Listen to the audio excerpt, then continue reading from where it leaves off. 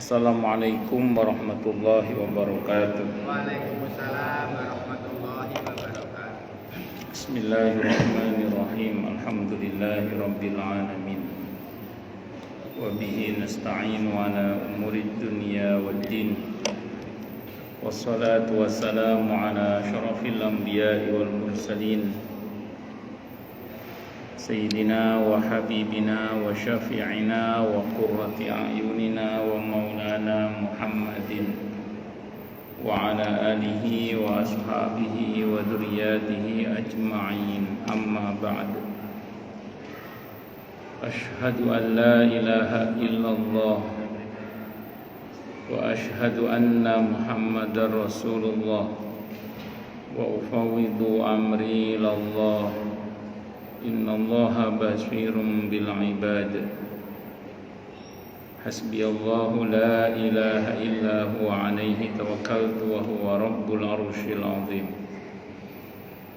Qala Allah ta'ala fi kitabihil karim hikayatan an nabiyillahi Musa alaihi salam. Rabbi shrah li sadri wa yassir li amri wahlul 'uqdatam min lisani yafqahu qawli. Para asatidah, para alim, para asatid, para asatidah, para bapak dan ibu sekalian, hafizani wa hafizakumullah, wabil khusus segenap pengurus Masjid Asy-Syuhada, yang semoga pengurusnya dan jamaahnya selalu dalam naungan rahmat, barokah, perlindungan serta bimbingan Allah Subhanahu wa ta'ala. Amin, Allahumma amin, insyaallah. Allahumma inna nas'aluka ilman nafi'ah wa rizqan thayyiba wa amalan mutaqabbala wa fatahallahu lana futuhal arifin. Allahumma inna na'udzubika min ilmin la yanfa' wa amalin la yurfa' wa qalbin la yakhsha' wa du'a'i la yusma'. Allahumma ati anfusana taqwaha wa zakkiha anta khairu man zakkaha anta waliyuha wa maulaha. Allahumma innaka afuwun tuhibbul afwa fa'fu anna. Amin, Allahumma amin, insyaallah. Masih melanjutkan kajian kita kitab Qisasul Anbiya karya Al-Imam Al-Hafidh Imaduddin Abul Fida Ismail ibn Umar ibn Katsir Al-Qurashi Ad-Dimashqi rahimahullah rahmatan wasi'ah wa rahimallahu ulama al-muslimin. Qala al-muallif rahimahullahu ta'ala wa nafa'ana bihi wa bi'ulumihi fid dharaini amin. Bismillahirrahmanirrahim. Wa qala ta'ala, dan Allah Ta'ala berfirman di surah Ali Imran ayat 59. Inna masala Isa 'indallahi kamathali Adam khalaqahu min turabin thumma qala lahu kun fayakun. Inna masala Isa, sesungguhnya perumpamaan Nabi Isa alaihissalam, indallahi, di sisi Allah, adalah kamasali Adam, seperti halnya Nabi Adam. Khalaqahu min turabin, Allah menciptakan Nabi Adam, atau Allah menciptakan Nabi Isa min turabin, dari debu, dari lempung atau dari tanah. Tsumma qala, kemudian Allah berfirman lahu kepada Adam atau kepada Nabi Isa, kun, jadilah, fayakun, maka jadilah sesuatu itu. Maksudnya Nabi Adam dan Nabi Isa sama-sama makhluk ciptaan Allah, maka tidak patut untuk dituhankan karena keduanya adalah makhluk. Nah, di ayat ini sebagaimana Nabi Adam, Nabi Isa juga seperti itu. Hanya kalau untuk Nabi Isa barangkali sudah bukan lagi asli tanah sebagaimana Nabi Adam alaihissalam. Kalau Nabi Adam itu lempung tanahnya itu dibahasakan dengan bahasa yang jelas ya. Jadi kalau kita kan saripati tanah, kalau Nabi Adam itu lempung tanahnya itu. Di kitab At-Tadhkirah ini Ibnu Abbas cerita. Jadi Allah utus malaikat untuk mengambil lempung di bumi untuk dibuat bahan dasar penciptaan Nabi Adam. Malaikat Jibril tidak berhasil, terakhir malaikat maut pokoknya berhasil. Jadi terakhir yang berhasil mengambil lempung dari bumi itu malaikat maut. Dan sejak itu kata Allah, karena kamu yang berhasil mengambil tanah ini, nanti kamu yang bagian nyabut nyawanya juga. Nah, itu betul-betul lempung itu. Kalau merujuk pada riwayat yang ada itu ya. Nah, kalau kita ini kan sudah saripati tanah. Tahun pinten lahir, Pak? Bapak lahir tahun berapa lahir? Bapak lahir tahun berapa? Berapa? 57. Tahun 55 Bapak di mana? Tahun 57 lahir, tahun 55 Bapak masih di sawah berupa padi. Masih di kebun berupa sayur-sayur ya. Di kali masih berupa ikan, di laut berupa ikan, di pekarangan berupa entok, bebek, ayam, macam-macam. Semua itu diproses. Yang padi dijadikan beras dulu, dicuci, ada yang dimasak dengan langseng, ada yang dulu masih masih zaman sekarang magicom, sekarang kan dulu dengan aneka cara lah, entah diempluk, apa diliwet, apa dipakai dandang itu ya langseng gitu dan seterusnya itu. Atau kemudian artinya gabah itu dimatikan dulu, terus dikonsumsi oleh kedua orang tua Bapak. Sayuran juga sama, ada yang ditumis, ada yang dibuat urap-urap, ada yang di macam-macam, di sayur bening, artinya dimatikan dulu. Ikan juga sama, diketok dulu kepalanya, digoreng, dibakar, masih dipenyet lagi. Ayam juga sama, dipotong dulu, digoreng, kadang masih digeprek lagi. Artinya semua mati itu. Terus dikonsumsi oleh kedua orang tua Bapak. Semua makhluk tadi itu jadi makhluk baru yang berbeda sama sekali dengan makhluk sebelumnya. Yaitu pada Bapak ada sel sperma, pada Ibu ovum. Gimana turun? Nah, dalam satu pertempuran yang dahsyat antara kedua orang tua jenengan, bertemulah dua makhluk yang baru yang Allah ciptakan dari aneka makanan tadi itu. Terus dari rangkaian sel sperma dan ovum itu, dengan izin Allah jadi makhluk yang semoga Allah muliakan Bapak ini. Artinya kalau kita lihat sebenarnya kita ini mengalami proses penciptaan yang untuk visi kita ya, itu nggak sederhana sebenarnya. Sehingga kata para ulama, dari yang berserakan belum jelas informasinya bisa jadi kayak kita. Apalagi nanti kita dibangkitkan kembali dalam keadaan di mana kita ini sudah ada informasi DNA dan RNA-nya. Itu kalau bahasa manusianya lebih mudah membangkitkan itu daripada yang masih berserakan tadi itu. Itu seperti itu. Nah, Nabi Isa itu penciptaannya sebagaimana Nabi Adam, maksudnya sama-sama makhluk ciptaan Allah.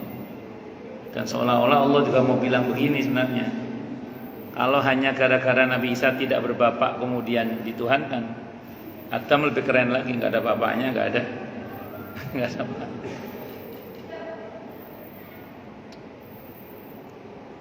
Allahu Akbar.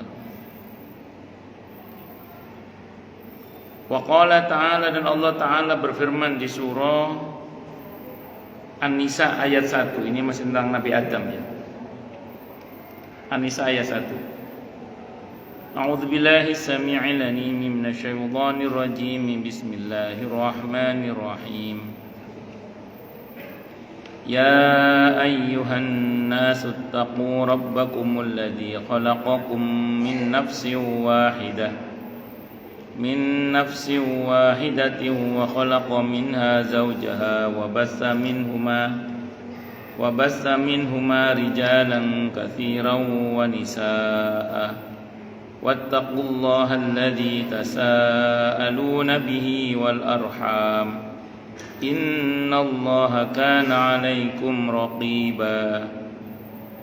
Ya ayyuhan nas, wahai manusia, ittaqu, bertakwalah kalian, rabbakum, kepada Rabb kalian, alladzi yang khalaqakum, telah menciptakan kalian, min nafsi wahidah, dari jiwa yang satu, yaitu Nabi Adam. Wa khalaqa minha zawjaha, dan Allah menjadikan dari jiwa yang satu Adam itu zawjaha, pasangannya. Jadi Nabi Adam itu awalnya sendiri, Allah ciptakan Ibu Hawa, pasangannya dari Nabi Adam. Dalam beberapa riwayat, ada dalam Sahih Bukhari diantaranya, riwayat Ahmad, At-Tirmidzi, dan beberapa riwayat yang lain, itu dipatahkan tulang rusuk Nabi Adam sebelah kiri. Nah, jadi tulang rusuk Nabi Adam sebelah kiri dipatahkan, diciptakan pasangannya, yaitu Ibu Hawa. Dan Nabi mengingatkan, tulang rusuk itu yang bengkok ujungnya, kalau dituruti bengkok betul. Jadi wanita itu kalau semua maunya dituruti bengkok, sebagaimana rusuk. Dan kata Nabi dalam hadis itu, rusuk itu yang paling bengkok ujungnya. Tapi meluruskannya pun tidak boleh kasar, kata Nabi, patah nanti. Jadi kata Nabi, meluruskannya juga nggak boleh kasar, nanti bisa patah. Pesan Nabi, fadariha ta'ish biha, kata Nabi, bersikap lemah lembutlah terhadap wanita, maka kalian akan bisa hidup bersamanya. Jadi harus lembut menghadapi wanita itu. Bahwa wanita itu sesekali butuh kepala laki-laki terkait ketegasan, iya. Tapi selalu bersikap tegas pada perempuan itu membuat seorang laki-laki tidak bisa hidup damai dengan wanita. Kalau mau damai, yang lembut. Yang lembut.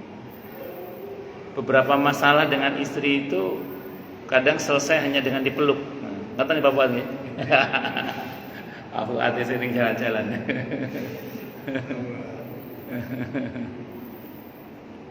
Apalagi habis peluk terus diajak jalan-jalan keliling-keliling Ka'bah. Nah, amin insyaallah, mudah-mudahan. Masyaallah, barakallahu fiina. Dan kata para ulama, tidak ada cara yang paling efektif dalam mendidik wanita kecuali dengan kelemah lembutan. Dengan kelemah lembutan. Dan sikap lemah lembut itu lebih disukai oleh wanita daripada kalau kita berlaku kasar tadi. Ya kata Nabi, itu bisa patah itu. Bisa patah. Allahu Akbar. Wa khalaqa minha zawjaha wa batha minhuma rijalan katsiran wa nisa. Dan Allah sebarluaskan dari keduanya, Adam dan Hawa, keturunan laki-laki dan perempuan yang banyak. 70 kali Ibu Hawa melahirkan kembar terus, laki perempuan laki, kecuali yang ke-70 yang terakhir. Wattaqullaha, dan bertakwalah kalian kepada Allah, alladzi yang tasaaluna, kalian saling meminta bihi, dengan nama Allah itu, wal arham, dan sambunglah kekerabatan. Innallaha kana 'alaikum raqiba, sesungguhnya Allah Maha mengawasi kalian semuanya. Jadi di sini diterangkan bahwa kekerabatan itu ada yang bin nasab, hubungan darah, ada yang bisabab, ada yang dengan sebab, itu kekerabatan. Jadi kekerabatan itu ada yang bin nasab, ada yang bisabab. Kalau bin nasab, sedarah, kakak, adik, paman, bibi, paklik, bulik, pakde, bude, itu kerabat yang bin nasab, sedarah. Tapi ada yang bisa sebab pernikahan. pasangan kita tadinya orang lain. Begitu kita menikah, maka dia menjadi bagian dari kehidupan kita, maka kerabat pasangan kita menjadi kerabat kita juga. Walaupun bukan mahram sebagiannya, kecuali mertua ya. Itu jadi kepada mereka pun kita kalau berbuat baik mengandung nilai silaturahim. Itu seperti itu.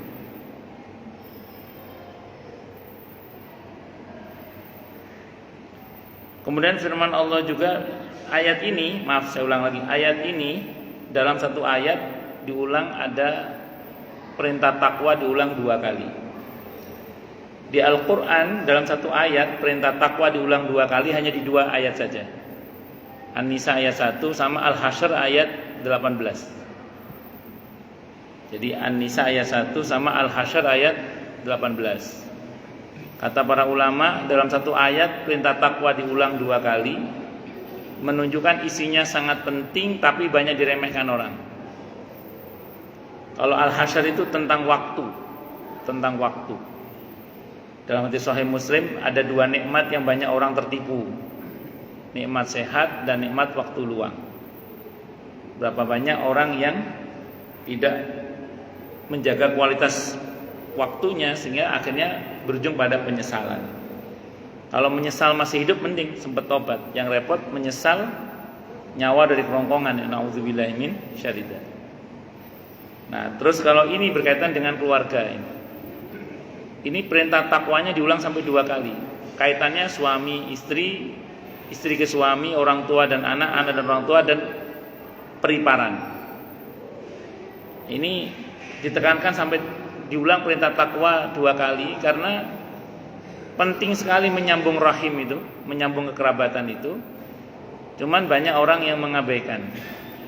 Penting sekali berbuat baik pada kerabat itu, cuman banyak orang yang mengabaikan. Tahu kenapa mengabaikan? Karena mungkin sudah terbiasa. Contoh gini, ini contoh. Suami istri hari-hari ketemu.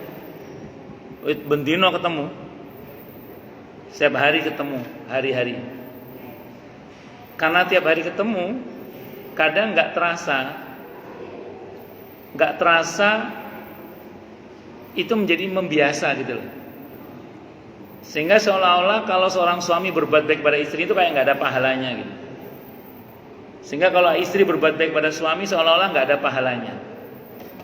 Karena udah terbiasa itu. Dipikirnya pahala itu cuma kalau ngasih anak yatim, fuqara masakin, nyumbang masjid gitu. Kita kadang lupa bahwa berbuat baik kepada istri itu pahalanya gede banget, besar banget. Dan suami, istri berbakti pada suami itu pahalanya juga gede banget, besar banget. Nah, ini kadang orang nggak paham gitu. Kenapa? Karena dianggap sabedino ketemu, tiap hari ketemu dianggap biasa saja gitu loh. Padahal itu pahalanya besar sekali. Besar sekali. Jadi seorang suami berbuat baik kepada istri itu pahalanya apa? Gede, besar. Istri berbuat baik kepada suami itu pahalanya juga apa? Besar. Nah, cuman karena setiap hari ketemu dianggap biasa aja. Termasuk orang tua ke anak, anak ke orang tua. Berbuat baik pada anak itu pahalanya besar sekali. Bukan besar, besar sekali. Di kitab Riyadhus Shalihin itu di bab yang ke-36 itu ada bab khusus. Infak kepada karib kerabat itu pahalanya lebih besar daripada infak fisabilillah. Coba bayangkan. Karena saking pentingnya menyambung rahim, menyambung kekerabatan. Itu baik yang bin nasab maupun yang bisabab. Dan hati-hati memutus rahim itu juga bahaya sekali. Dalam Sahih Bukhari Nabi mengancam la yadkhulul jannata qati'ur rahim. Tidak masuk surga orang yang memutus rahim. Karena memutus rahim berarti memutus rahmat Allah, dan surga itu rahmat Allah. Orang yang memutus rahmat Allah berarti nggak dapat rahmat Allah.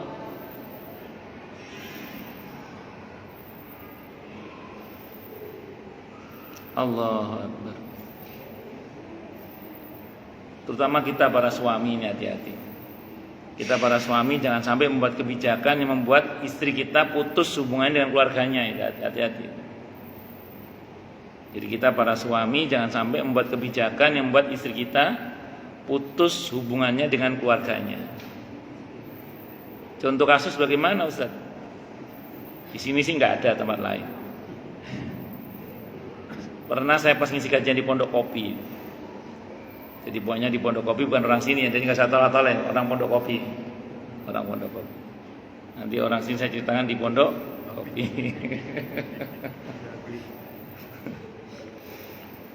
Di Pondok Kopi itu dia nanya gini ke saya, ini pertanyaannya gini, Ustaz, orang tua tinggal ibu, kata si istri ini orang tuanya tinggal ibunya. Saya itu mau main ke rumah ibu saya, Ustaz, tinggal ibu saya soalnya. Kata suami saya gini, Ustaz, kata suaminya itu ngomong gini, Mah, ngapain sih Mah kamu main ke rumah orang tuamu, Mah? Berbaktimu kepada aku itu mah pahalanya lebih besar daripada berbaktimu kepada orang tuamu. Aku ini surgamu, Mah, aku ini nerakamu gitu. Kata si istri itu, akhirnya hubungan saya dengan ibu saya seperti putus, Ustaz. Hubungan si anaknya sama ibunya kayak terputus itulah gara-gara kebijakan suaminya itu. Bagaimana itu, Ustaz? Saya jawab, suaminya benar itu, cuman salah, saya bilang gitu. Jadi suaminya benar bahwa berbaktinya istri pada suami itu pahalanya lebih besar daripada kepada kedua orang tua, itu betul, nggak salah itu. Itu kalimat Nabi ketika mengatakan kepada sebagian sahabiah, suamimu adalah surgamu, suamimu adalah nerakamu. Itu kalimat Nabi itu. Itu benar suaminya itu, nggak salah. Salahnya di mana, Ustaz? Salahnya itu kebijakannya memutus rahim istrinya dengan ibunya. Itu yang tidak disadari oleh sang suami itu. Gara-gara kebijakannya itu akhirnya seperti terputus hubungan silaturahim antara si anak dengan ibunya, istri dengan ibunya itu. Nah, ini si suami bisa kena tuntutan itu di hadis Sahih Bukhari tadi itu. La yadkhulul jannata qati'ur rahim. Di dalam masuk surga orang yang memutus rahim. Bisa kena delik itu dia nanti itu. Nauzubillahi min syarri dzalik. Hati-hati. Nah, istri juga sama. Jangan membuat seorang suami putus silaturahimnya dengan orang tuanya. Saya pas ngisi kajian di Arnot itu habis kuliah zuhur, ada yang mendekati saya. Saya kalau mau ngasih uang ke ibu saya, Ustaz, saya sembunyi dari istri saya. Loh, kenapa, Pak? Saya bilang, kalau ketahuan bisa perang Brontoyudo, Ustaz. Kalau ketahuan bisa perang dan istri saya. Wah, kasihan istri Bapak itu, saya bilang. Kok bisa kasihan, Ustaz? Iya, dia nggak paham bahwa berbaktinya suami pada orang tuanya itu membuka keran-keran barokah dalam rumah tangga itu. Nah, ini makanya harus saling. Harus apa? Saling. Suami istri itu harus saling. Jangan merasa paling. Ini pentingnya menyambung rahim. Sangat penting, tapi banyak orang mengabaikan karena tadi sudah sering ketemu hari-hari biasa dianggap kayak kalau suami berbuat baik kepada istri itu nggak ada pahalanya. Kayak kalau istri berbuat baik kepada suami itu kayak nggak ada pahalanya. Padahal itu pahalanya apa? Besar sekali, gede banget.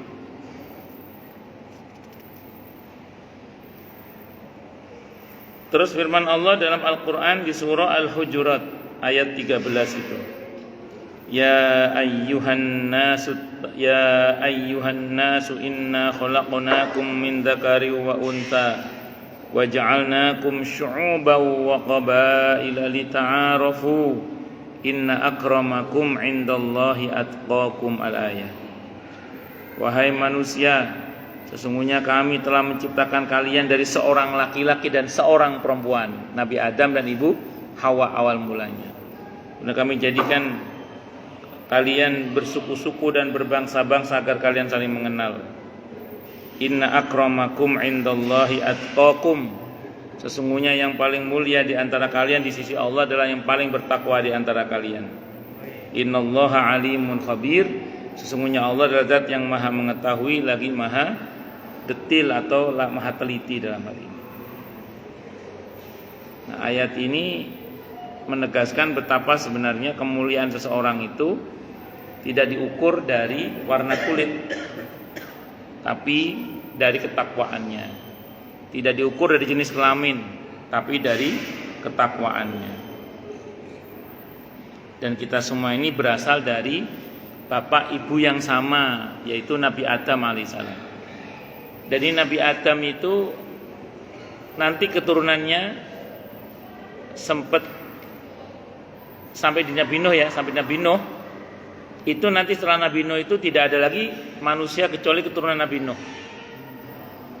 Maka dia mengatakan Nabi Nuh itu Adam kedua. Nabi Nuh itu Adam kedua. Jadi pertama kan cikal bakalnya Nabi Adam dan Ibu Hawa. Nah, nanti di generasi Nabi Nuh itu tidak ada lagi manusia kecuali keturunan Nabi Nuh setelah itu. Maka dia mengatakan Nabi Nuh itu Adam kedua. Kalau mau kita teruskan, berarti di darah kita ini mengalir darahnya orang baik, yaitu Nabi Adam dan Nabi Nuh, itu pasti itu. Di darah kita ini itu mengalir darahnya orang baik, yaitu Nabi Adam alaihissalam dan Nabi Nuh alaihissalam. Makanya setiap kita ini punya potensi menjadi mulia.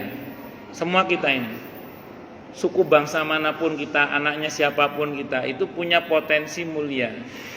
Karena di darah kita mengalir darahnya orang mulia. Jadi kemuliaan itu gak didominasi oleh yang darah biru itu. Kita ini pun juga punya potensi menjadi mulia. Kenapa? Karena di darah kita mengalir darah orang yang mulia, yaitu Nabi Adam alaihissalam dan Nabi Nuh alaihissalam. Itu yang pasti itu. Dua itu, Nabi Adam alaihissalam dan Nabi Nuh alaihissalam, itu yang pasti itu dua itu. Makanya dikatakan inna akramakum indallahi atqakum.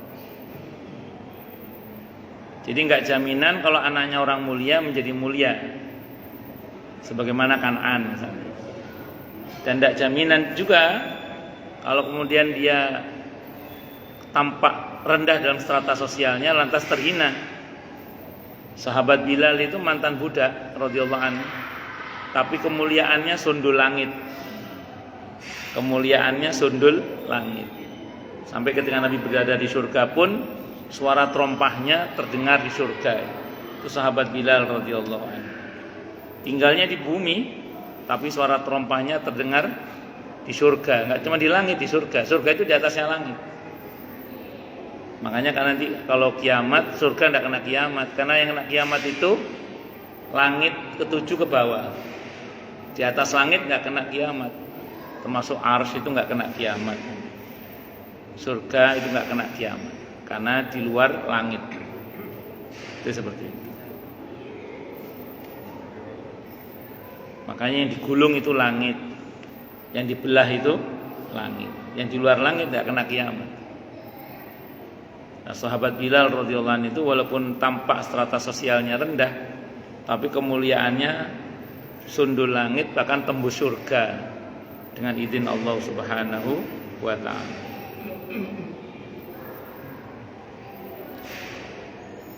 Terus kemudian firman Allah juga di surah Al-A'raf ayat 189.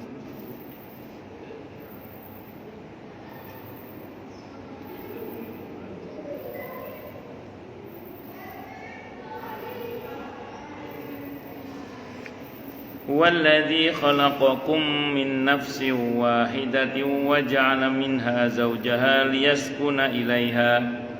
Itu yang pokoknya ya. Huwallazi, dialah Allah zat yang khalaqakum, telah menciptakan kalian min nafsin wahidah, dari diri yang satu, yaitu Nabi Adam alaihissalam. Wa ja'ala minha, dan Allah jadikan dari diri yang satu itu zawjaha, pasangannya Ibu Hawa.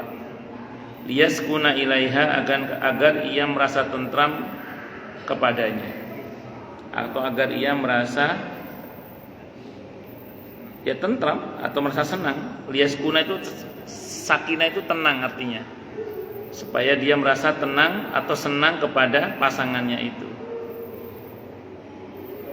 Ini menceritakan tentang Nabi Adam yang dari diri Nabi Adam Allah ciptakan pasangannya tadi. Dari apa tadi? Tulang rusuk. Makanya banyak wanita pengen kurus itu ya gara-gara dia diciptakan dari tulang rusuk. Kalau dari daging rusuk, wah pasti pengennya gemuk.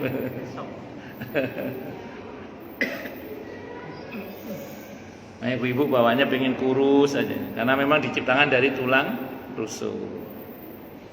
Kalau diciptakan dari daging rusuk itu pasti pengennya apa? Gemuk.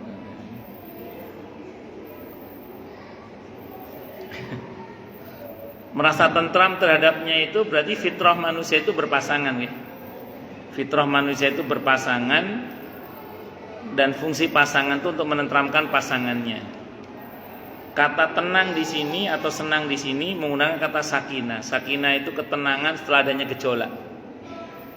Jadi kadang ya hubungan suami istri itu ada gejolaknya juga.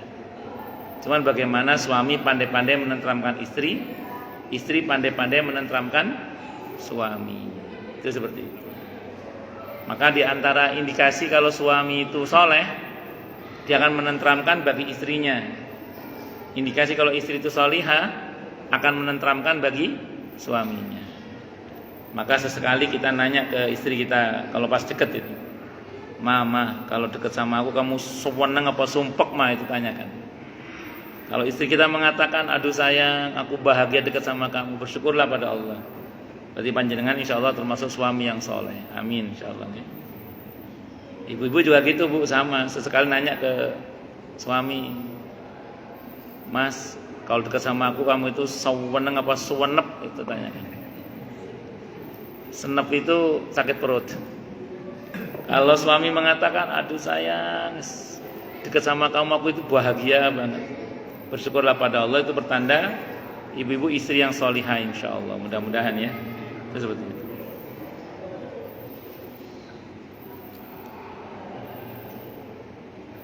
Dan dalam riwayat diceritakan Nabi Adam begitu punya teman, ketika akan disentuh istrinya itu oleh malaikat Jibril tidak boleh, ada maharnya.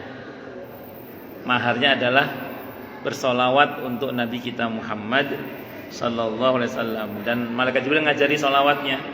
Sallallahu ala Muhammad, sallallahu ala Muhammad, sallallahu ala Muhammad. Itu solawat Jibril namanya. Sallallahu ala Muhammad, sallallahu ala Muhammad, sallallahu ala Muhammad. Itu maharnya Nabi Adam untuk menikahi Ibu Hawa alaihassalam.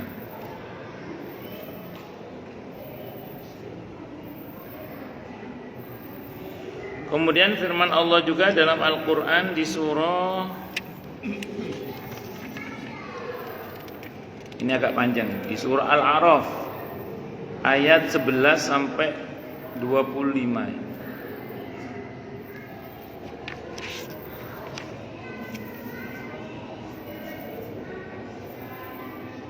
11 sampai 25. Ini cukup panjang kali. A'udzu billahi samii'il 'aliim minasyaitonir rajiim.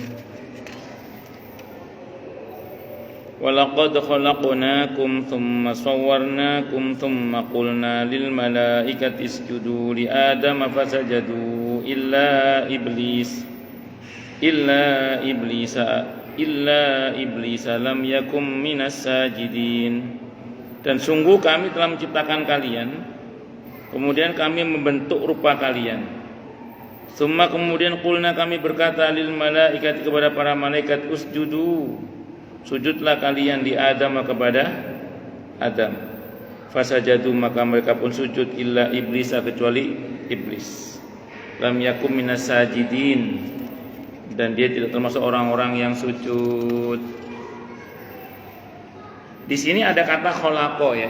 Pada saat Allah menciptakan Nabi Adam, Allah menggunakan kata khalaqa. Khalaqa itu Allah menciptakan lengkap dengan ukurannya. Jadi kita ini diciptakan oleh Allah terukur ya, terukur. Terukur itu maksudnya tubuh kita ini dibangun oleh Allah keseimbangan, sehingga kita ini bisa hidup dengan baik. Makanya manusia itu di dalam tubuhnya itu ada banyak hal yang lengkap lah kalau bahasa kita itu. Yang lengkap sekali itu. Kayak kekentalan darah kita diukur oleh Allah. Kekuatan otot jantung kita diukur oleh Allah. Jumlah air di dalam tubuh kita diukur oleh Allah. Semuanya itu terukur. Ada ukurannya gitu. Asal kita tidak merusak ukuran itu, kita betul-betul sehat walafiat insyaallah. Asal kita tidak merusak ukuran itu, kita betul-betul sehat walafiat. Dari mana kita tahunya? Nabi kita Muhammad SAW itu pribadi yang terukur betul dan tidak merusak ukurannya. Sehingga Nabi itu nggak pernah sakit.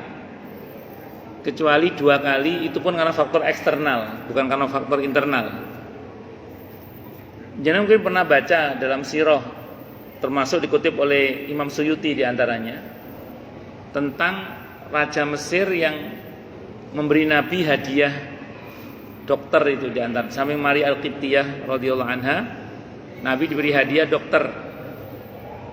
Yang akhirnya dokter itu oleh Nabi disuruh pulang ke Mesir kan. Kenapa coba? Nganggur.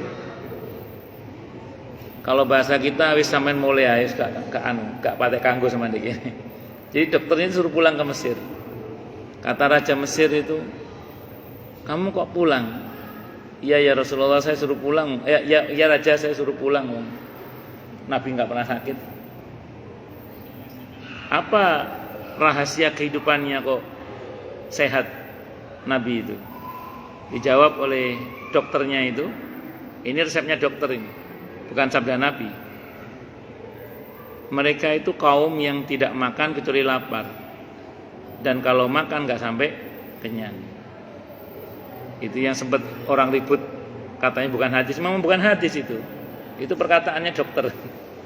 Perkataannya dokter menceritakan rahasia kesehatan Nabi kita Muhammad sallallahu alaihi wasallam. Jadi Nabi itu terukur kehidupannya itu. Makanya terus kemudian beliau betul-betul sehat. Kalau kita mentaati betul ukuran itu, kita betul-betul sehat juga sebenarnya. Makan, minum halal, thayyib dan tidak berlebihan. Itu seperti itu, terukur. Yang kedua ada kata sawwara. Khalaqakum wa sawwarakum. Itu secara bahasa maknanya mirip sebenarnya. Menciptakan sama membentuk rupa. Cuman kata para ulama, kalau sawwara itu menciptakan lengkap dengan substansinya. Sehingga bisa dibedakan antara satu dengan yang lainnya. Jadi Allah menciptakan sesuatu lengkap dengan substansinya, sehingga antara satu dan yang lain bisa dibedakan. Contoh, sidik jari kita beda namanya. Iya. Andai kan ada anak kembar sekalipun tetap beda nggih. Ya. Iris matanya juga beda. Sekian miliar manusia itu, coba sidik jarinya beda. Iris matanya juga beda walaupun kembar identik sekalipun. Itu namanya Allah yang kuasa menciptakan sesuatu lengkap dengan substansinya sehingga bisa dibedakan antara satu dengan yang lain. Allahu Akbar.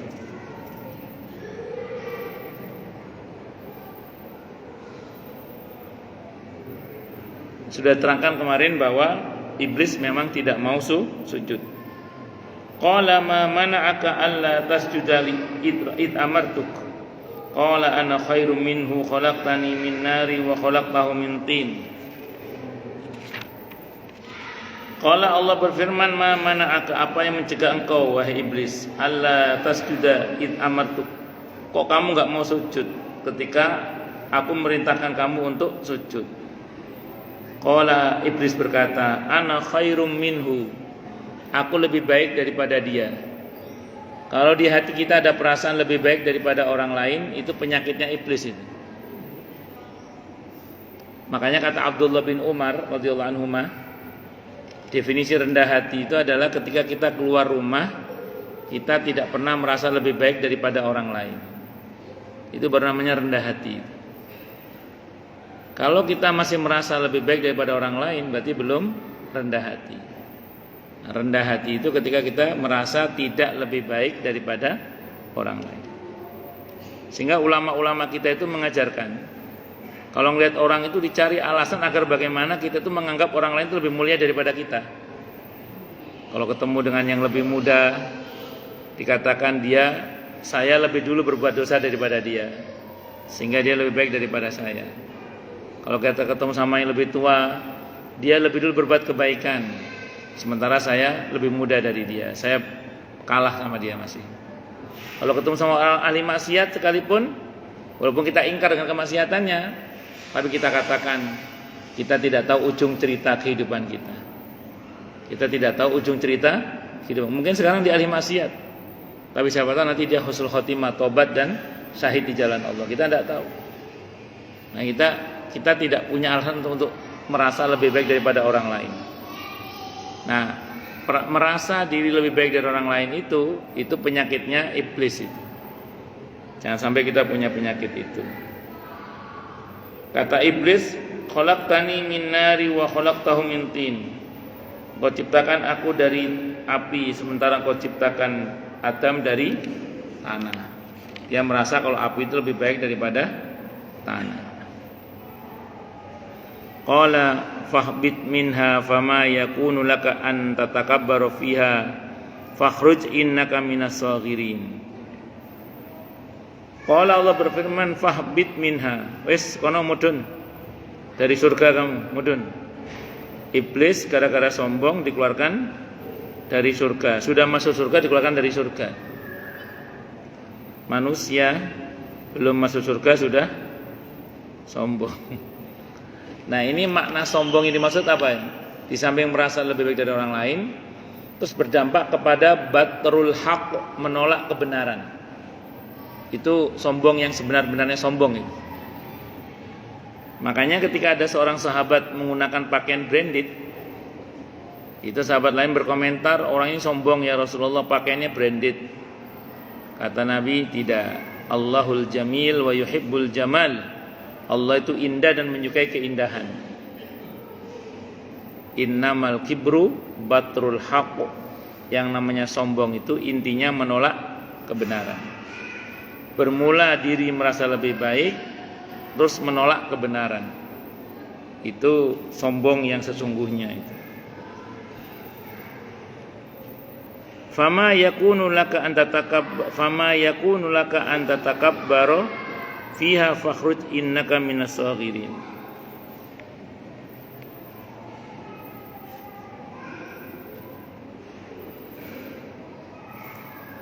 Karena tidak fama yakunu laka an tatakabbara, tidak sepatutnya kamu itu sombong. Yang berhak sombong itu siapa? Hanya Allah saja. Selain Allah tidak boleh sombong. Maka fakhruj keluarlah kamu. Kamu enggak pantas berbuat sombong di surga itu. Maka keluarlah kamu, innaka minas saghirin, sungguhnya engkau termasuk orang-orang yang atau makhluk yang terhina, kecil, terhina. Qala iblis berkata, lah ini bedanya Nabi Adam sama iblis. Nabi Adam keluar dari surga, tobat. Iblis dikeluarkan dari surga demi mil. Demimil itu ngomel-ngomel. Ngerundel betul, gerundel. Kalau Nabi Adam keluar langsung tobat.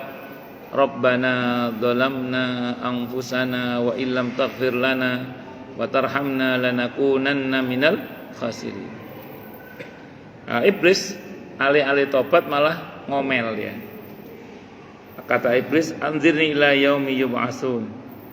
Ya Allah, berikan saya tangguh sampai hari di mana mereka dibangkitkan, sampai kiamat maksudnya. Qala, kata Allah, innaka minal mundarin. Ya, tak setujui kata Allah. Kamu enggak akan mati-mati kecuali nanti sampai hari kiamat.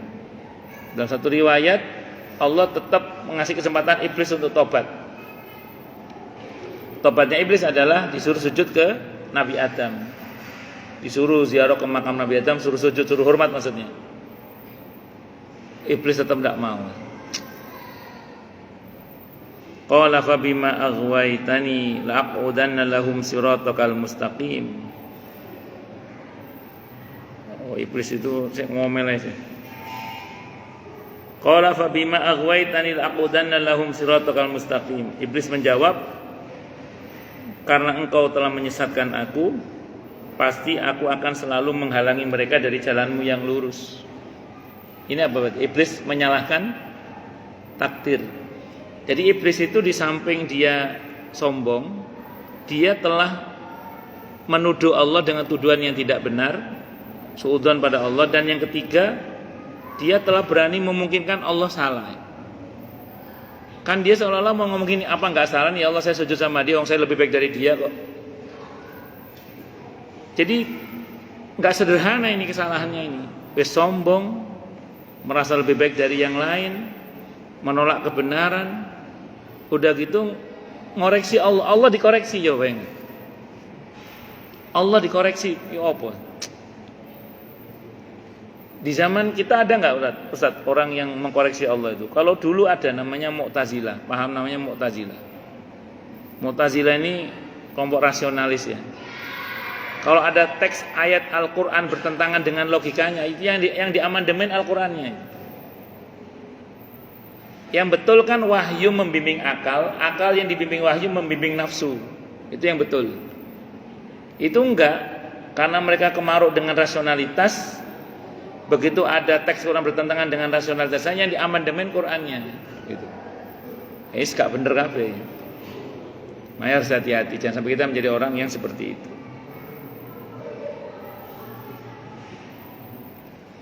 Allahu Akbar. Nah, dia berani mengkoreksi Allah, bahkan menuduh Allah dengan mengatakan, kan engkau ya Allah yang telah menyesatkan saya, maka saya akan gini. Beda sama Nabi Adam kemarin. Kalau Nabi Adam itu menatap takdir Allah pun tidak berani beliau. Beliau sibuk mengatakan hamba yang salah. Rabbana dzalamna anfusana wa illam taghfir lana wa tarhamna lanakunanna minal khasirin. Bahkan Nabi Adam tidak mengomentari iblis yang nyata-nyata menipu dia. Nabi Adam tidak mengatakan ini gara-gara iblis baplek dia ya Allah, enggak. Nabi Adam sibuk tetap ngantem dirinya, Rabbana dzalamna anfusana wa illam taghfir lana wa tarhamna lanakunanna minal khasirin. Udah gitu dendam lagi dia. Pakai ngancam nanti Nabi Adam dan keturunannya akan disesatkan dari jalan Allah. Tsumma la'atiyannahum min baini aydihim wa min khalfihim wa an aymanihim wa an syama'ilihim wala tajidu aktsaruhum syakirin.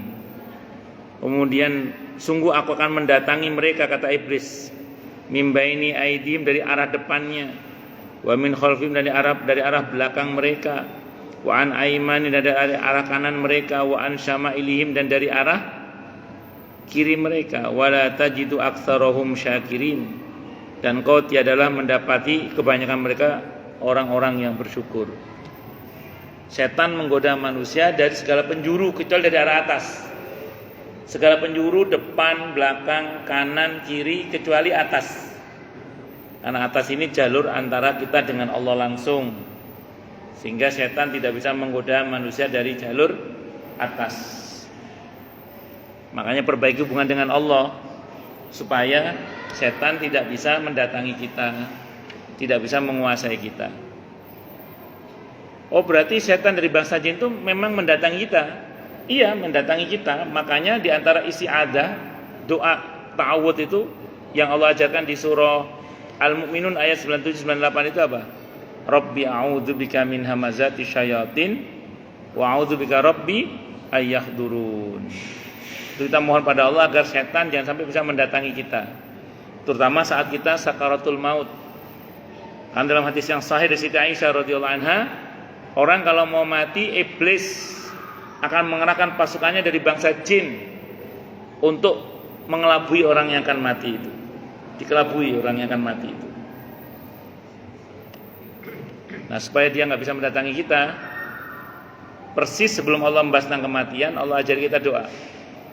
Yaitu di Al-Mu'minun ayat 97-98 itu. Rabbi a'udzubika min hamazati syayatin wa a'udzubika rabbi ayyahdurun. Itu kita berharap pada Allah agar setan tidak bisa mendatangi kita.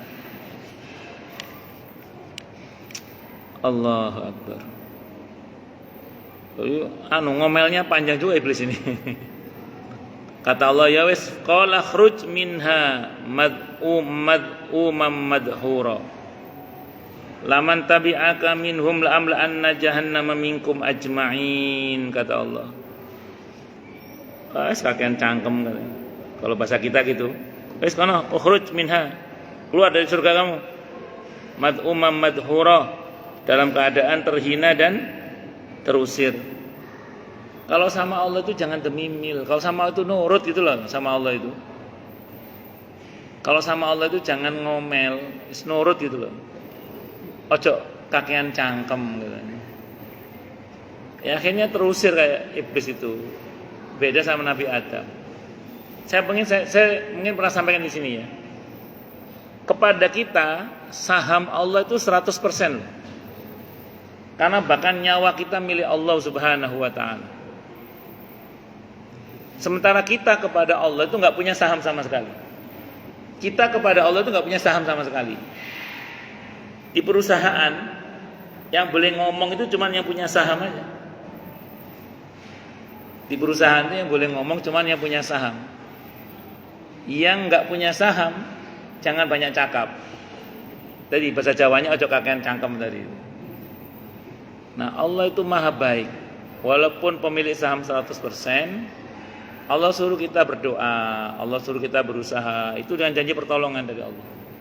Boya sama Allah itu yang santun, yang sopan gitu loh.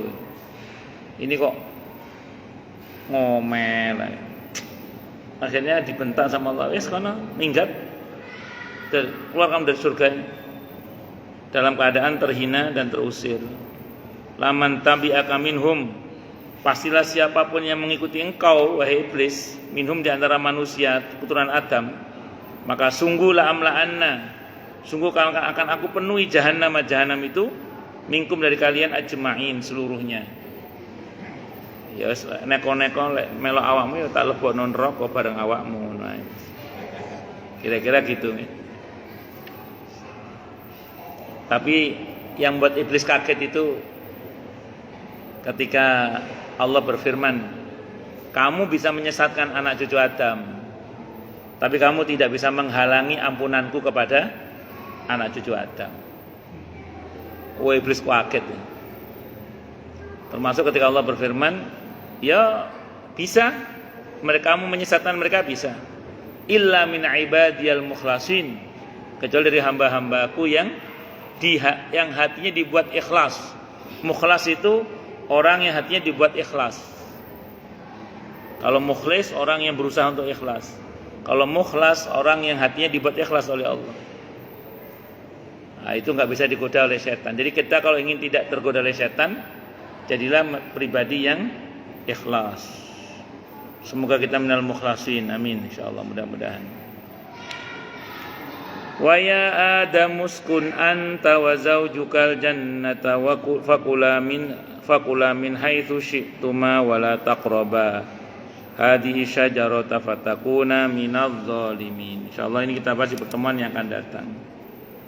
Monggo silakan yang mau tanya, protes, marah boleh silakan. Masalah itu masalah yang lain boleh, monggo kalau ada.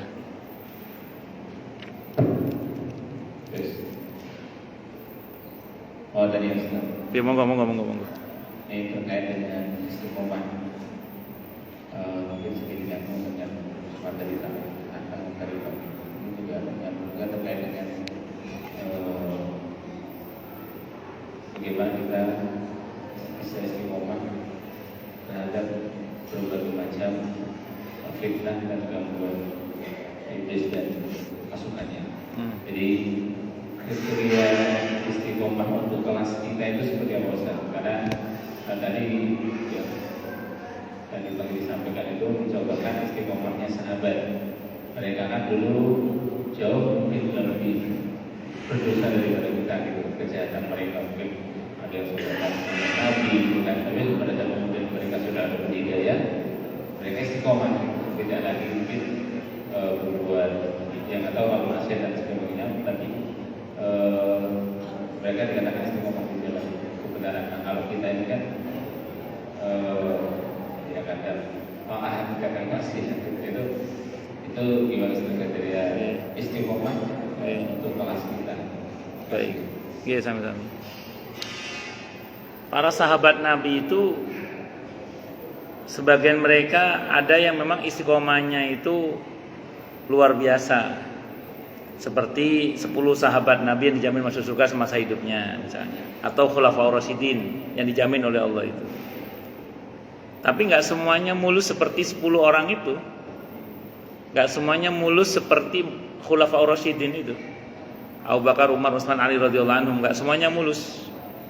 Beberapa sahabat Nabi itu ada yang murtad sekali, murtad 2 kali ada, jangan salah gitu. Saat Nabi Isra Mi'raj itu beberapa murtad itu. Ya, saking beratnya keadaan saat itu untuk bisa mempercayai, tapi beberapa masuk Islam kembali. Ketika Nabi menghadap kepada Allah, mangkat, itu beberapa murtad juga itu. Terus ada sahabat Nabi yang sangat berjasa membuat mereka masuk Islam kembali. Siapa itu? Suhail bin Amr. Suhail bin Amr radhiyallahu anhu ini delegasi Mekah dari kalangan kafir awalnya saat perjanjian Hudaybiyah. Itu sama Sayyidina Umar mau dipatahkan giginya itu. Kata Nabi tidak usah. Siapa tahu nanti dia bermanfaat bagi Islam. Suhail bin Amr ini ahli komunikasi. Ketika beberapa sahabat Nabi murtad saat Nabi mangkat menghadap kepada Allah, itu yang berkomunikasi agar sahabat-sahabat yang murtad itu masuk Islam kembali itu Suhail bin Amr. Jadi yang diceritakan oleh Ustadz tadi pagi itu mungkin yang mulus perjalanannya itu. Yang nggak mulus banyak juga, tapi sahabat Nabi kepada mereka Allah bilang radhiyallahu anhum wa radu'an. Bahkan ada beberapa yang mati dalam keadaan murtad karena membela nabi palsu itu kan. Musailama al-Kadzdzab itu. Yang Abu Hurairah sempat deg-degan takutnya beliau itu kan. Itu. Jadi enggak semuanya mulus perjalanannya. Nah, saya mau sampaikan gini. Levelnya para nabi, istiqomahnya itu grafiknya naik terus, enggak pernah turun. Saya ulang ya. Para nabi itu imannya grafiknya naik terus, enggak pernah turun. Kalau malaikat stabil, kuat terus malaikat. Kalau kita naik turun, nah itu kita itu. Jadi nggih, normalnya kita itu naik turun imannya.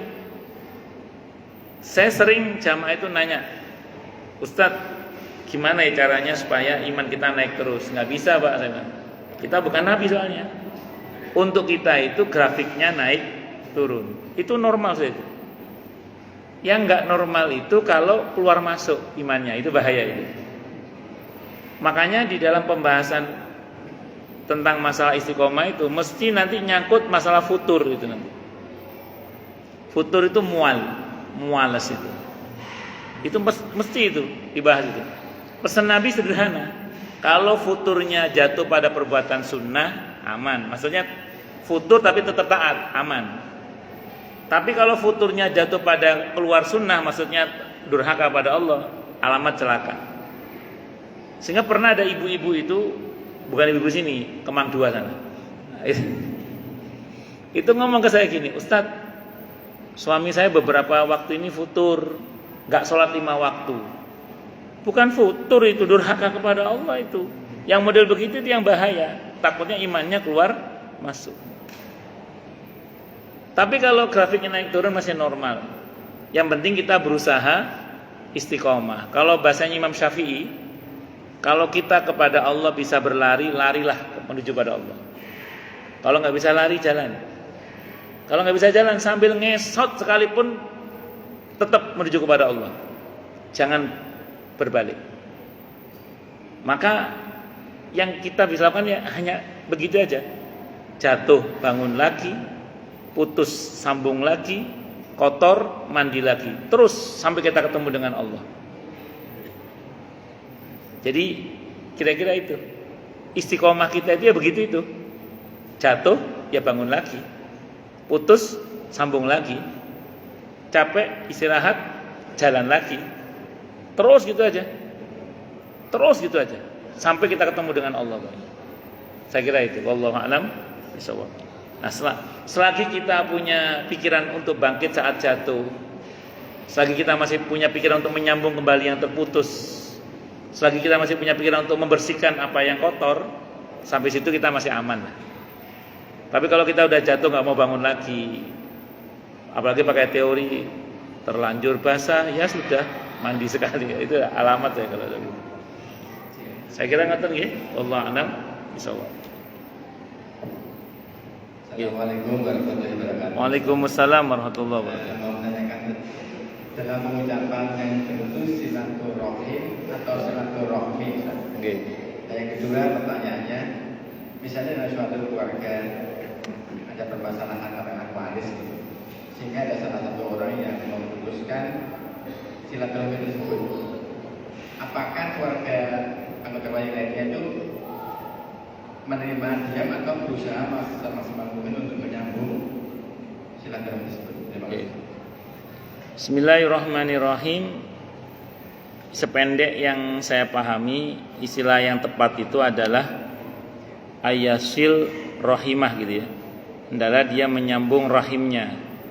Berarti silaturrahim itu istilah yang tepat daripada silaturahmi.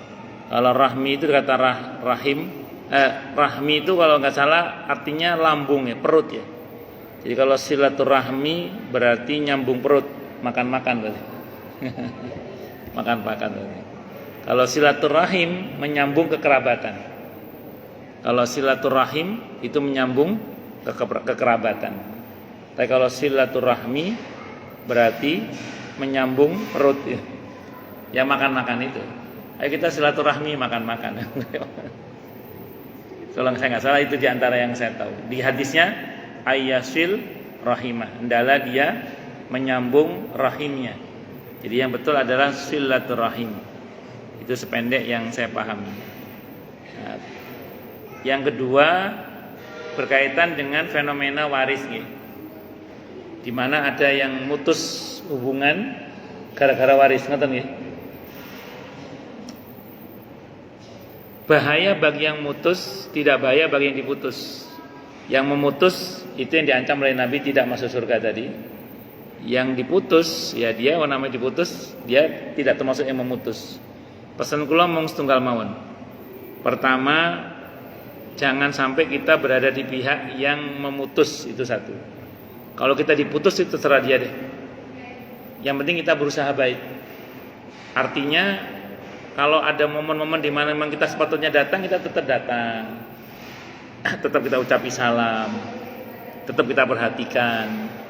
Artinya itu tetap baik sama dia. Soal dia nggak mau kita baik itu urusan dia. Yang penting kita berusaha baik. Karena kita tidak bisa mengendalikan orang lain. Kita misalnya diri kita ke orang lain. Kalau orang lain ke kita kan kita nggak bisa kendalikan. Makanya bagaimana kita hanya mawon itu satu. Jadi jangan sampai kita menjadi dari pihak yang memutus, satu. Yang kedua, kalau sanggup nih ya, justru kata Nabi dalam hadis Sahih Bukhari, bukanlah menyambung rahim itu orang yang membalas kunjungan dan hadiah, tapi justru orang yang memperbaiki hubungan dengan pihak yang merusak hubungan dengan dia. Nah, justru kalau ada saudara yang begitu, itu kesempatan kita untuk mendapatkan nilai silaturahim yang sebenarnya. Cuman begitu kan enak ngomongnya aja. Kadang prakteknya apa? Suli dek pakai dal. Nah, kalau saya pribadi ngukur mawon, saya ukur aja. Jadi ada orang-orang tertentu itu kalau kita dekati itu malah tambah sengak. Kan nonton nggih? Saudara atau teman atau siapa kalau kita temui itu ngomongnya itu sengak gitu. Ya daripada makan hati atau tambah malah berantem, mending kita hajar. Menghajar itu menghindari seseorang, khawatir terjadi sesuatu yang tidak kita inginkan kalau kita ketemu gitu. Alek ngoten iki monggo. Daripada kok ketemu makan hati, daripada nanti ketemu malah berantem, daripada ntar ketemu malah mending dihindari. Bukan berarti kita mutus, tapi menghindari kemungkinan buruk yang muncul kalau kita ketemu. Itu namanya menghajar namanya. Kalau selagi memang itu efektif silakan dilakukan. Tapi kalau kita mau menyambung rahim itu tentu lebih baik. Tapi begini-begini enak ngomongnya aja ini. Kadang prakteknya apa? Sulit pakai dal. Itu kadang bikin hati mendedek gitu. Iya. Ya Allah. Enak ngomongnya tok. Nggih monggo silakan yang lain. Nggih monggo Pak. Siapa Pak Parton dulu nggih, Parton dulu nggih. Parton. Nggih. Assalamualaikum warahmatullahi wabarakatuh. Waalaikumsalam warahmatullahi wabarakatuh. Ustaz, mengenai sifat setan iblis ya. Nggih. Apakah ada perbedaan ya? Setan zamannya Nabi Adam dengan setan zamannya Nabi Muhammad dan para nabi lainnya, dan setan zaman sekarang. Nggih. Apakah memiliki sifat atau karakter yang berbeda? Bagus. Karena kita kemampuan iman kita berbeda. Bagus. Karena setan itu sifat dan iblis itu kan makhluk. Di antara karakter makhluk itu apa? Berubah. Kalau Allah kan tidak berubah. Kalau makhluk berubah. Jadi kalau jenengan nanya ke saya apakah setan dulu sama setan sekarang beda, saya jawab beda. Beda. Kenapa beda? Karena setan itu berubah. Karena dia makhluk. Di antara karakter makhluk itu adalah berubah itu. Makanya godaan setan di masa lalu sama godaan setan di masa sekarang itu beda. Kalau dulu setan menggoda anak-anak mungkin dengan mainan-mainan tertentu yang tidak seperti sekarang yang setan gepeng kayak gini katanya. Itu seperti itu. Jadi singkat kata singkat cerita beda pasti itu. Itu beda. Tapi berita gembiranya adalah walaupun strategi setannya mungkin berbeda, tapi Tuhan kita sama, yaitu Allah. Dan Allah tidak pernah berubah. Selagi kita terus menghubungkan diri kita kepada Allah dan berlindung kepada Allah dari godaannya, dari godaan setan maksudnya, percayalah insya Allah kita termasuk yang selamat insya Allah.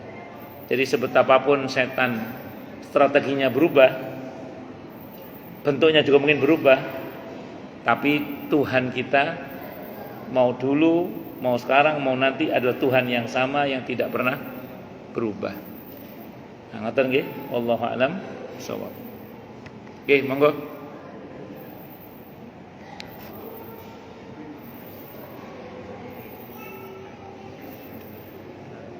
Tadi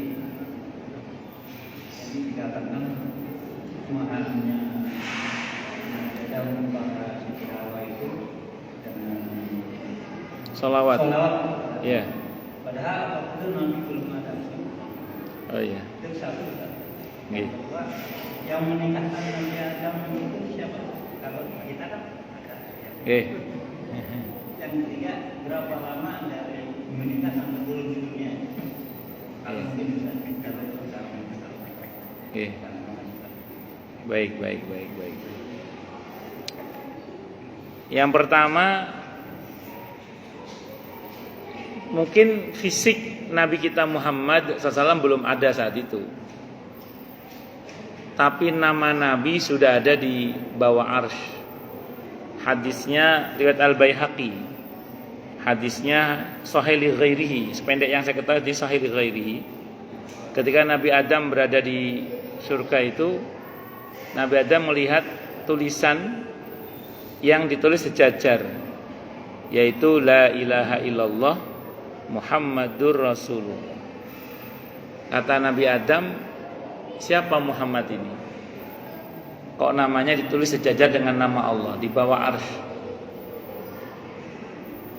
Kalau kata para ulama, tambihan ala uluwi maqami, bukan berarti menyamakan Allah dengan, bukan berarti menyamakan Nabi Muhammad dengan Allah, enggak. Tapi menunjukkan betapa tingginya kedudukan Nabi kita Muhammad sallallahu alaihi wasallam.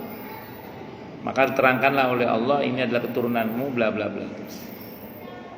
Nah, jadi Nabi Adam sudah mengenal Nabi Muhammad sallallahu alaihi wasallam, karena Nabi akhir zaman itu diberitakan oleh Allah dari Nabi Adam sampai Nabi Isa.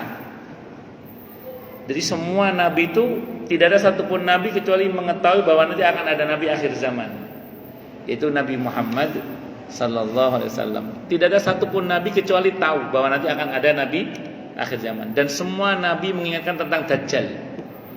Itu. Nah, makanya Nabi Adam walaupun fisik Nabi kita Muhammad SAW saat itu belum lahir, tapi beliau sudah dikenal saat itu. Satu nggih, karena semua nabi diberi informasi oleh Allah bahwa nanti akan ada nabi akhir zaman, dan itu diberitakan kepada seluruh umatnya, semua nabi, termasuk sampai ke Nabi Isa alaihissalam. Yang pertama, yang kedua tadi yang menikahkan siapa? Waduh, saya tidak tahu yang menikahkan. Kalau Nabi kita Muhammad SAW dengan Zainab binti Jahash radhiyallahu anha kan yang menikahkan Allah langsung. Menikahkan Allah langsung, penghubungnya malaikat Jibril, saksinya malaikat Jibril. Terus, tapi itu khusus Muhammad Rasulullah SAW. Kalau Muhammad Subhan tidak boleh begitu. Nah, ini wallahu a'lam, mungkin Allah langsung yang menikahkan Nabi Adam dengan Ibu Hawa, dengan mak comblangnya malaikat Jibril. Seperti halnya Nabi dulu dengan Zainab radhiyallahu anha, itu juga Allah langsung yang menikahkan beliau. Itu yang kedua. Terus berapa lama? Yang pasti kalau kata Ibnu Abbas radhiyallahu anhuma, begitu Nabi Adam menerima amanah, pagi menerima amanah, asar sudah keluar dari surga. Inna aradnal amanata 'alal jibali fa abainaha wa asfaqna minha wa hamalal insan, itu loh. Innahu kana zaluman jahula itu. Walaupun zaluman jahula itu tidak untuk Nabi Adam, tapi untuk anaknya Nabi Adam, siapa itu? Qabil. Tapi ada yang menafsirkan, Ibnu Abbas menafsirkan itu begitu Nabi Adam menerima amanah di pagi hari, asar beliau sudah keluar dari surga. Enggak lama. Saking beratnya amanah itu. Pagi nerima amanah, asar sudah keluar dari surga. Nah, pertanyaan gini, ini pagi ke asar, asarnya mana ini? Ini waktu dunia apa waktu surga di akhirat yang sehari sama dengan 1000 tahun atau 50.000 tahun itu? Ya, jadi kalau ditanya berapa lamanya, wallahu a'lam. Kalau kata Ibnu Abbas, pagi nerima amanah, asar sudah keluar dari surga. Ya, jadi nggak sampai sehari berarti. Tapi seharinya mana ini? Kalau seharinya akhirat kan 1000 tahun berarti. Wallahu a'lam bishawab. Terus yang terakhir apa tadi? Yang terakhir? Udah itu aja. Oh, baik. Monggo yang lain silakan kalau ada. Oke. Siapa dulu ini? Siapa dulu ini? Oh. Ibu, monggo.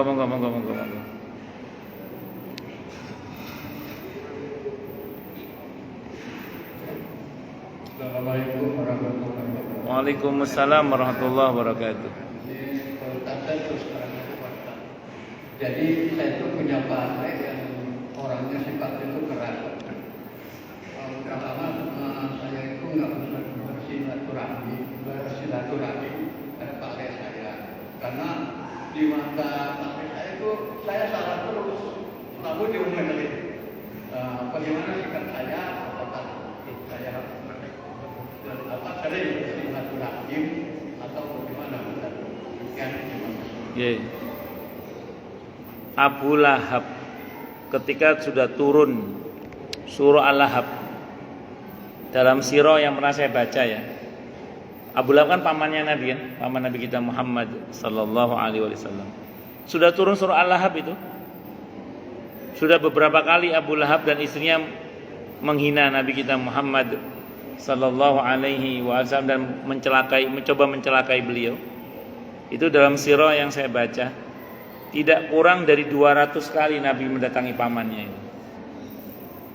Padahal pamannya ini ya seperti yang kita lihat dalam sirah lah. Sampai turun surah Al-Lahab saking kebuangetannya pamannya. Tapi Nabi tidak kurang dari 200 kali mendatangi pamannya ini. Tidak kurang. Kalau bapak kuat, wes pasang kapas datang aja. Silaturahim sama paman. Itu Nabi ke pamannya Abu Lahab. Nah, cuman oke lah. Saya paham maksud Bapak bahwa tidak semua orang punya kemampuan untuk cukup kuat.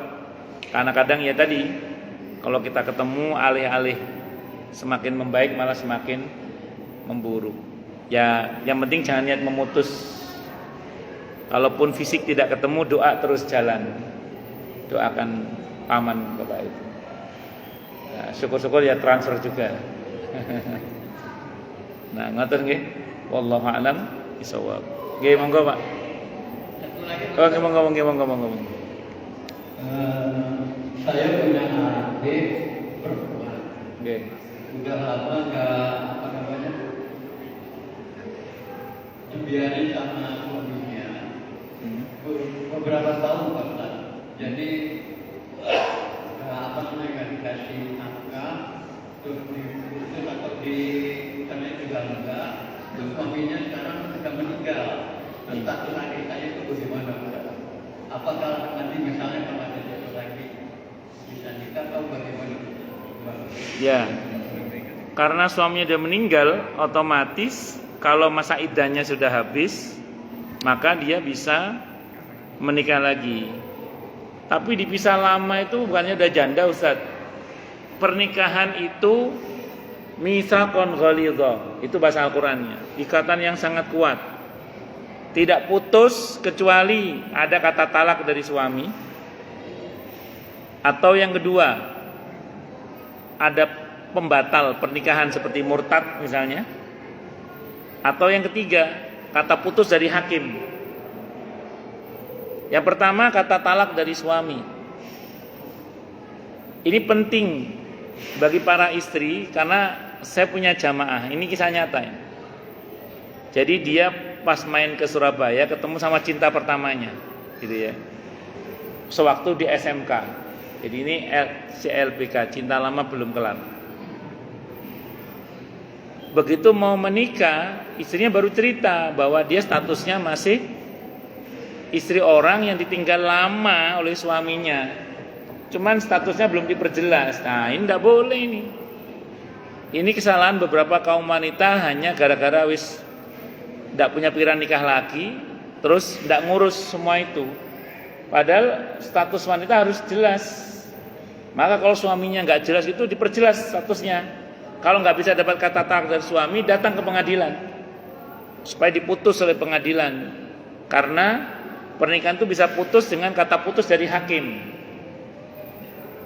Di sini sebagian para suami salah juga itu. Begitu hakim mengasih keputusan tolak bain sughra, apa kata suami? Enggak, kita masih suami istri. Aku tidak pernah mengatakan kata cerai kok. Memang dia nggak pernah mengatakan kata cerai. Dia nggak pernah mengatakan kata cerai, tapi hakim sudah memutus. Pernikahan bisa putus dengan keputusan hakim. Namanya fasakh namanya. Cerai sepihak namanya. Itu seperti itu. Atau ada pembatal. Kalau pembatal itu murtad, seperti suami murtad, istri murtad, itu batal namanya. Nah, jadi pembatal namanya. Menjadi batal pernikahannya. Makanya ini perlu bagi para ibu terutama ya. Kalau suami menggantung dengan cara begitu harus segera diperjelas statusnya. Nah, ini menarik. Ada jamaah saya itu, bukan orang sini Pak, orang Kemang. Itu gugat cerai suaminya ceritanya. Gugat cerai suaminya, gugatannya dikabulkan oleh hakim. Suratnya dikirim ke rumah. Yang terima suratnya suaminya. Sama suaminya disembunyikan suratnya itu. Sampai terjadilah senggama dan macam-macam. Ya seperti suami istri, lazimnya suami istri, wong istrinya tidak tahu kalau sudah dikabulkan cerai. Selang berapa waktu suaminya cerita, "Ma, gugatan cerai kamu dikabulkan oleh hakim, ini suratnya." "Loh, kamu kok gak ngomong?" Sambil nangis-nangis, "Ngono ya nelpon aku." Dan telepon saya. "Gimana Ustaz, saya zina enggak Ustaz? Karena suami kan masih ngajak saya begitu. Ternyata sudah putus hakim bahwa saya dari talak bain sughra." Kalau talak bain sughra kan bukan suami istri lagi. Enggak bisa rujuk, asalkan nikah baru. Gimana ini Ustaz? Ya, ibu kan enggak tahu. Di Fathul Mu'in itu disebut zina kalau tahu. Kalau enggak tahu ya enggak zina, saya bilang gitu. Sekarang gimana Ustaz? Ya terserah ibu mau jadi suami istri lagi apa enggak, saya bilang gitu. Kalau mau jadi suami istri lagi, akad nikah baru. Akad nikah baru, mahar baru, semua baru. Tapi kalau ibu tidak mau ya sudah berarti putus.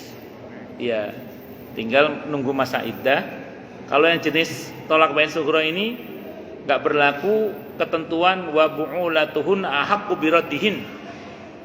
Kan kalau talak biasa, kalau suami ngajak rujuk, istri harus mau.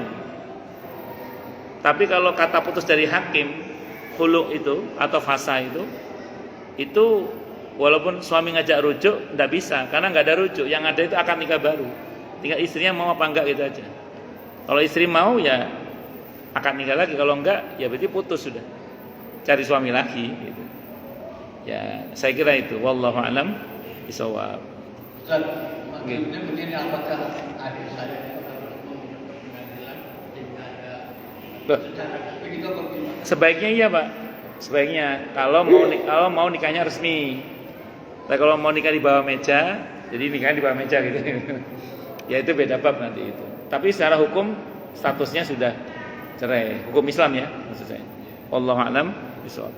Saran saya diperjelas statusnya, Pak, di secara hukum negara supaya nanti kalau ketemu dengan siapa tahu ada CLBK-nya. Ngaten nggih? Nggih, monggo, Pak.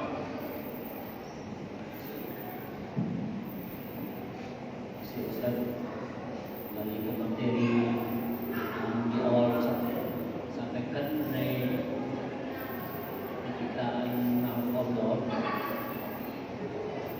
Adam diciptakan dari unsur tanah, sedangkan kita manusia ini diciptakan dari saripati tanah. Adapun yang ada unsur lain berupa tanah, air, dan api. Yang mau saya tanah pasti, air pun. Tapi yang mau saya tanyakan di sini ada unsur apinya. Nah, itu apakah memang betul itu? Kan ada unsur tanah, air, dan api. Mohon penjelasannya. Sami-sami. Umumnya orang kalau mau mati itu yang Allah ambil pertama unsur tanahnya. Jadi pucet itu biasanya. Orang kalau mau mati itu umumnya unsur tanahnya Allah ambil. Sehingga dia kayak kurang seger gitu loh. Yang kedua itu biasanya yang Allah ambil adalah unsur apinya. Mulai anyep, badannya anyep, enggak hangat lagi biasanya. Terus yang ketiga yang diambil unsur airnya. Semua orang yang mau mati mengalami haus. Di situ setan menggoda itu, hati-hati. Terakhir unsur udara yang diambil. Masuk 3 keluar 2, masuk 2 keluar 1, masuk 1 enggak keluar lagi ya. Itu yang saya tahu. Normalnya lah itu yang saya tahu. Makanya saya ulang, unsur api itu diantaranya ya kita kan terasa hangatnya tubuh kita. Kalau mau mati itu biasanya anyep. Saya mungkin pernah cerita apa enggak sini ya, ketika Sayyidina Ali bin Abi Thalib radhiyallahu bersama sahabat Abbas radhiyallahu an, ini diceritakan oleh Ibnu Qudamah. Keluar dari dalamnya Nabi kita Muhammad sallallahu alaihi wasallam saat beliau sakit itu. Sahabat-sahabat di masjid pada nanya, bagaimana keadaan Rasulullah Muhammad sallallahu alaihi wasallam? Kata Sayyidina Ali, baik. Alhamdulillah beliau baik, Masya Allah baik. Kata sahabat Abbas kepada Sayyidina Ali bin Abi Thalib radhiyallahu anhu, bagaimana mungkin kamu berkata baik? Sementara aku hafal betul bagaimana orang Quraisy kalau mau mati. Dan tanda-tanda kematian itu ada pada fisik Rasulullah Muhammad sallallahu alaihi wasallam. Dan ternyata betul besoknya beliau wafat. Apa cirinya diantaranya? Seperti halnya pohon yang mau mati layu. Manusia itu kalau mau mati biasanya layu.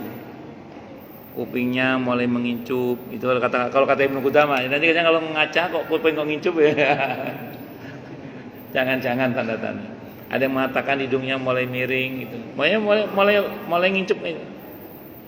Iya. Ada beberapa lah. Terus kulitnya itu bagaimana gitu, saya agak-agak lupa itu. Itu di antara ciri. Ibnu Qudamah itu yang membahas itu. Ya, wallahu a'lam bishawab. Ya, termasuk tadi unsur api mulai diambil. unsur tanah dulu yang diambil biasanya. Nanti unsur api, unsur air, terakhir unsur udara. Itu yang saya tahu. Wallahu a'lam bishawab. Ada lagi? Pak dokter dulu ya.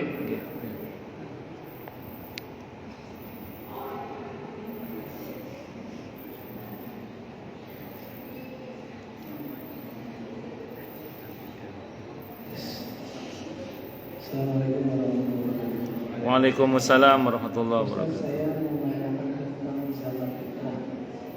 Sebentar lagi udah jelas fitrah. Nah ini bagaimana misalnya dalam satu keluarga itu anak yang besar udah mulai bekerja, tapi penghasilannya nggak besar dalam kerja itu mungkin orang tuh di bawah UMR, sedangkan sehari-hari pasti bergantung sama orang tuanya. Ayah masih makan minum apa segalanya, dan kadang-kadang pun minta uang dan istilahnya. Gimana zakat fitrahnya? Apa masih boleh sama orang kaya tanggung atau harus sendiri? Bagus. Demikian Ustaz. Oke. Waalaikumsalam warahmatullahi wabarakatuh. Untuk anak yang sudah mulai mandiri, sarannya ya, itu dia mulai dilatih punya kesadaran mengeluarkan zakatul fitrinya sendiri. Sarannya. Walaupun dalam hal ini karena masih serumah dengan orang tua, apalagi pada sebagiannya masih orang tua yang menanggung lah istilahnya gitu. Ya, tetap orang tua sebenarnya tetap bisa menghandle zakatul fitrinya. Cuman sepatutnya sudah mulai dilatih. Karena untuk anak-anak yang sudah berpenghasilan itu zakatul malnya, zakatul fitrinya itu sebaiknya sudah mulai disadarkan secara pribadi supaya nanti ke depannya ketika mereka sudah berumah tangga atau kita meninggal terlebih dahulu, mereka sudah punya basis kesadaran tentang pentingnya membayar zakat itu. Saya kira itu nih. Itu tarbiyahnya begitu. Namun tidak ada masalah kalau panjenengan yang masih mengeluarkan zakatul fitrinya karena masih serumah dan masih di pada banyak hal orang tua yang masih yang menanggungnya. Namun saya ulang, akan sangat baik kalau anak yang sudah mulai berpenghasilan itu disadarkan tentang pentingnya zakatul fitri dan zakatul malnya masing-masing. Supaya nanti ke depannya dia punya kesadaran itu. Ngaten nggih? Wallahu a'lam bishawab. Monggo, Pak.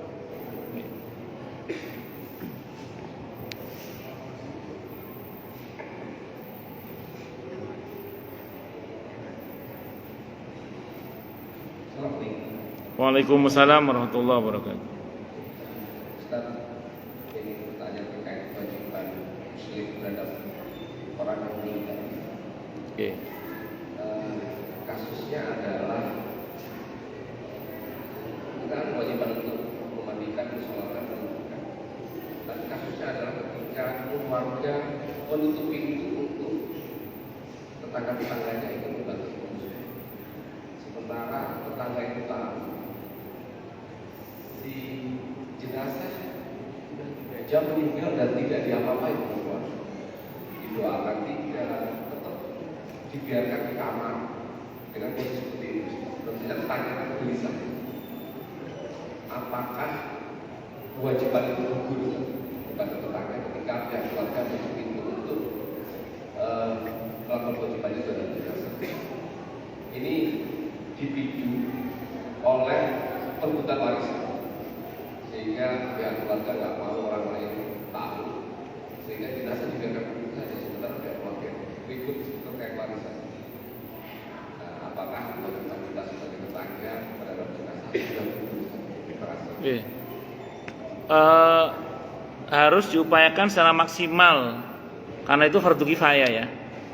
Jadi harus diupayakan secara maksimal oleh tetangga-tetangganya agar jenazah itu segera dirawat, segera diurus maksud saya. Kalau keluarga bertindak atas dasar kejahilannya, itu tidak serta-merta gugur kewajiban fardu kifayah itu. Walaupun dalam hal ini pihak keluarga yang menghalangi pasti berdosa, tapi tidak serta-merta gugur. Artinya harus ada upaya maksimal.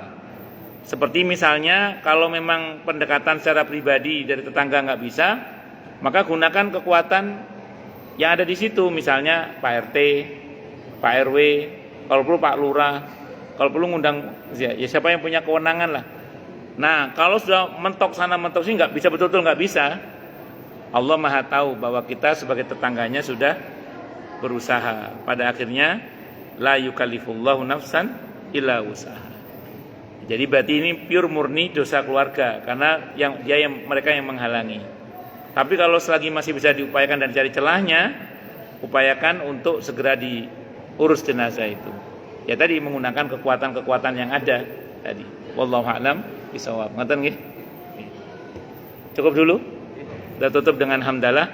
Alhamdulillahirabbil alamin. Semoga kajian kita bisa bermanfaat, mubarakah di dini wa dunya wal akhirah untuk kita, keluarga kita dan seluruh umat Islam semuanya. Dan mudah-mudahan kita semua dijadikan oleh Allah sebagai orang-orang yang sukses dunia akhirat, selamat dunia akhirat, bahagia dunia akhirat, dan dipermudah setiap urusan kita oleh Allah fi dini wa dunya wal akhirah. Semoga Allah limpahkan hidayah selalu untuk kita. Semoga Allah tingkatkan selalu hidayah untuk kita. Dan semoga Allah berikan hidayah untuk siapapun yang melihat kita. Subhanakallahumma bihamdika asyhadu an la ilaha illa anta astaghfiruka wa atubu ilaik. Sallallahu alaihi Muhammad wa alihi wasallam. Saya mohon maaf. Assalamualaikum warahmatullahi wabarakatuh.